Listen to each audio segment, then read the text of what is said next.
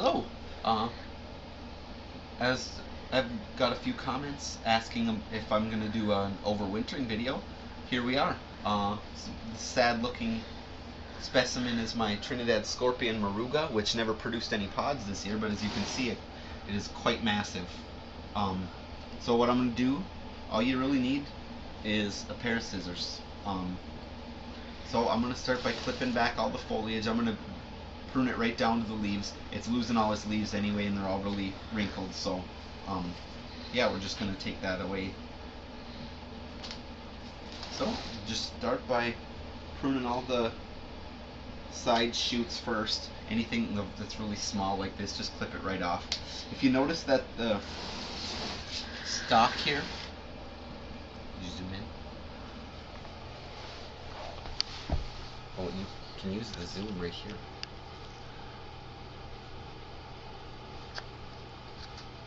It's starting to turn woody, starting to get bark. Don't cut any of that stuff back. That's the main heart of the plant. So we'll start at the sides here and just clip off all of the green stuff. With my other plants that I'm not prepping for overwintering yet, that still have pods on them, I'm just pruning back excess foliage and leaving any ones that have any side branches that have reasonable size peppers on them that I think that might ripen within the next month or so. Any of the really small ones I'm just getting rid of. But this one doesn't have any peppers, so it's a lot easier to just do this. It's gonna look like a lot different of a beast once we're done with this.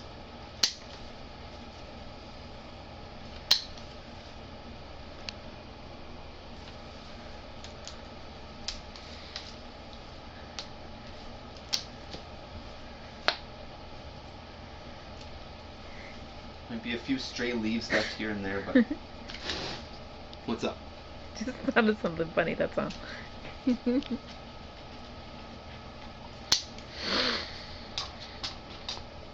Deb.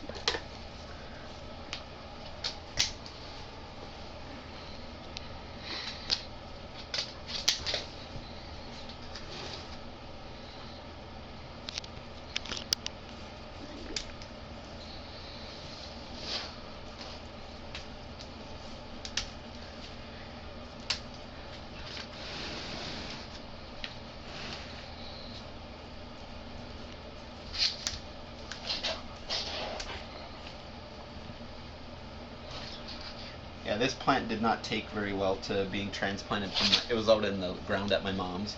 So, yeah, having to cut back the roots to get it out of the ground. It was, as you can see, quite a well-established plant, so it didn't like being put into such a small, cramped environment. And so it's been wilted for a bit now.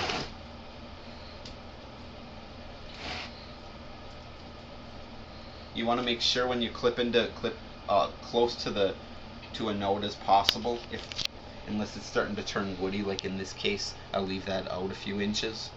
But it's a lot better to use shears, something that's got a good edge to it, because if you rough it up too much, the plant can get an infection. It doesn't heal itself as well, and so that can, a fungus or some other sort of disease can enter right into the heart of the plant itself and kill it all the way to the center from the inside out. So you want to be careful with that. Just cut them off as quickly as possible, or leaves can be plucked off fairly easily, but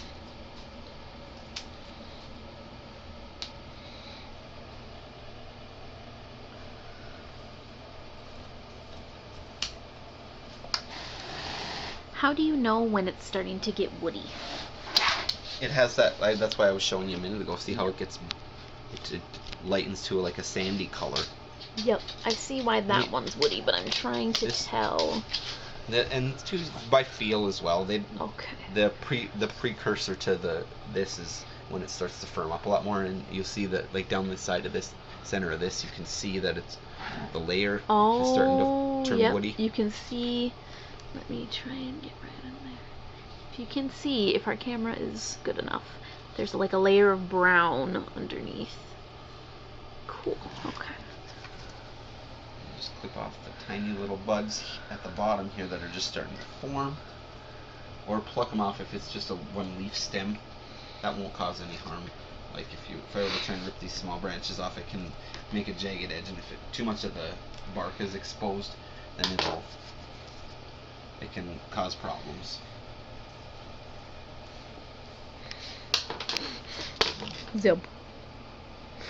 Puppy cameo. He really wanted to be in the video. Hi.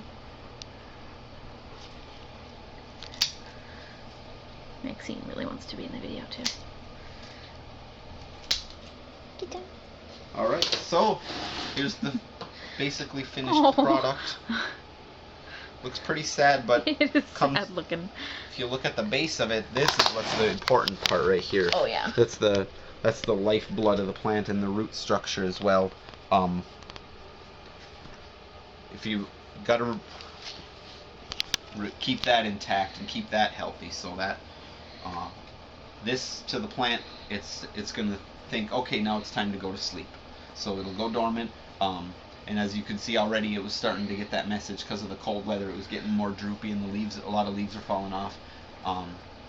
And normally, what you would do in the case of overwintering, which I'm not going to actually do in this video because I already did it, was take if I had this in a container from the get-go, take it out, trim back the root ball to fit in a slightly smaller container, like one this size. This is a perfect size, like a 3-gallon bucket or so for a plant this size for overwintering purposes. I'm going to transplant this into a 5-gallon bucket when I take it out and start trying to revive it in the springtime, so it'll have a lot more space to get bigger. It didn't get much care for this because it was used to a big environment, and I cut back the roots pretty drastically. So that's the only other thing, and for keeping it inside, you don't need to have it under grow lights or anything. That'll only encourage it to revive itself. Just keep it in a sunny window. Doesn't even have to be south facing, as long as it gets a little bit of sunlight, and water it, you know, once every couple weeks, or sometimes even not even that often. Just go by feel. Make sure the soil is moist, but don't saturate it, because it doesn't have to have very much water since there's no leaves or fruits that it needs to give moisture to. So it needs very little water, and that's about it. So here's overwintering in a nutshell. Good luck if you decide to try it. It doesn't always work, even with all of this laying out of these plans. So yeah, it's just a matter of keeping it healthy, but cutting back on what you're giving it. Just give it basically just water. Non-chlorinated is the best.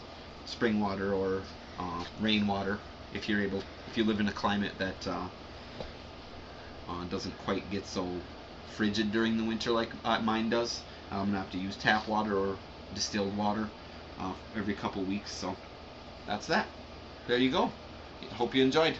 I will see you again with some tests and some update videos in the future. Bye bye. Maxine says bye. Bye.